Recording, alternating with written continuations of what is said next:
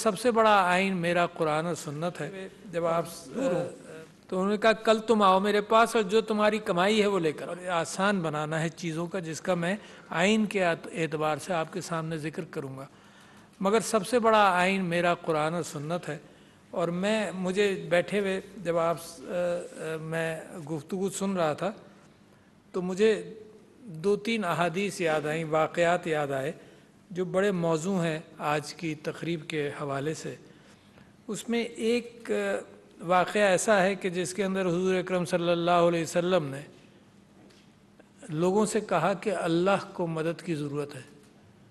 तो सहाबी सारे बहुत ही परेशान हुए, मुताज्जिब हुए कि अल्लाह को मदद की ज़रूरत है हमारी। तो हुज़ूर अकरम सल्लल्लाहु अलैहि वसल्लम ने कहा अल्लाह को मदद की ज़रूरत है तुम्हारी। तो एक सहाबी उनके पास गए क्लैरिफाई करने के लिए मज़ीद, और उन्होंने कहा मेरे नबी आप अपना हाथ मेरे हाथ में दीजिए। और फिर उन्होंने सवाल किया क्या अल्लाह को मेरी मदद की ज़रूरत है? तो सल्लल्लाहु अलैहि वसल्लम ने फरमाया कि हाँ, अल्लाह को तुम्हारी मदद की ज़रूरत है, और खैरात करो और अल्लाह वापस भी करेगा, मल्टीप्लाई भी करेगा, तुम्हें सवाब भी देगा। तो वो उन्होंने कहा कि मेरे पास एक बाग है, जितने कई 100 पेड़ों का बाग है, उसी में मेरा घर है, तो मैं वो अल्लाह को देता हूँ आज। तो घर गए, अब दूर से ही आवाज़ दी अपनी बीवी को कि बेगम ये जगह, ये तुम्हारा घर, ये बाग हमने अल्लाह को खैरात कर दिया, अल्लाह को मदद की ज़रूरत थी। आउटस्टैंडिंग। एक गरीब साहबी आए नबी के पास और उन्होंने पूछा, सल्लल्लाहु अलैहि वसल्लम से पूछा कि ये जो आपने कहा कि जी हज़रत उस्मान ने अपनी आधी जायदाद और अबू बकर ने सब कुछ दे दिया, तो ये उनके लिए आपने जन्नत का रास्ता बताया कि अल्लाह की तरफ से उनके लिए जन्नत में रास्ते हैं, और मुझ गरीब का क्या होगा?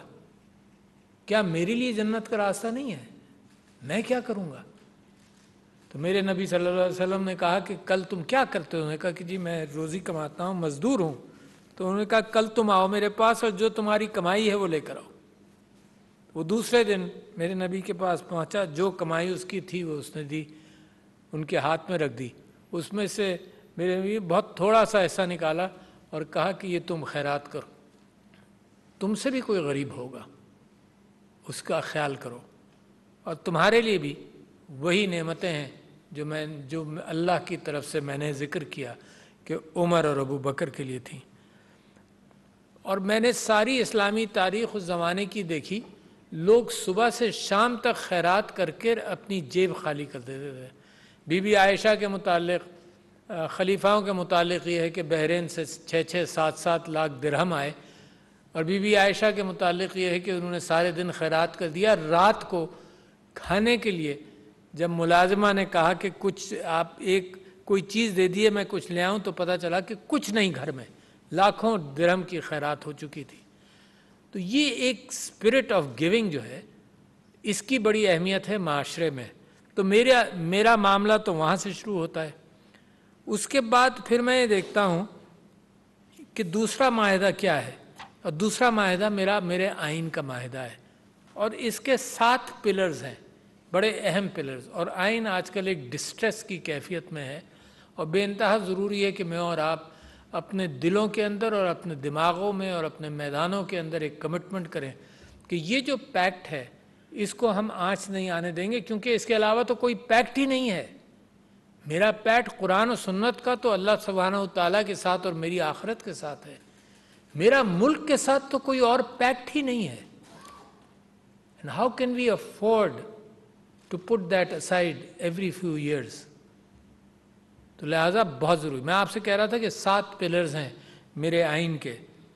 उसमें एक इंसाफ, माशी, सोशल पैक्ट बहुत बड़ा है, और इसको भूलिएगा मत। सोसाइटीज़ के अंदर, मुल्कों के अंदर माशरे की बड़ी अहमियत है, और मैं फिर आऊँगा कि आपके माशरे के अंदर बड़ी स्ट्रेंथ्स हैं जिसके लिए आइन की ज़रूरत नहीं है, हमारे ट्रेडिशंस की बुनियाद बनी हुई है। तो आइन कहता है कि माशी, सोशल। सदर डॉक्टर आरिफ अलवी तकरीब से खिताब कर रहे थे। उन्होंने कहा कि रियासत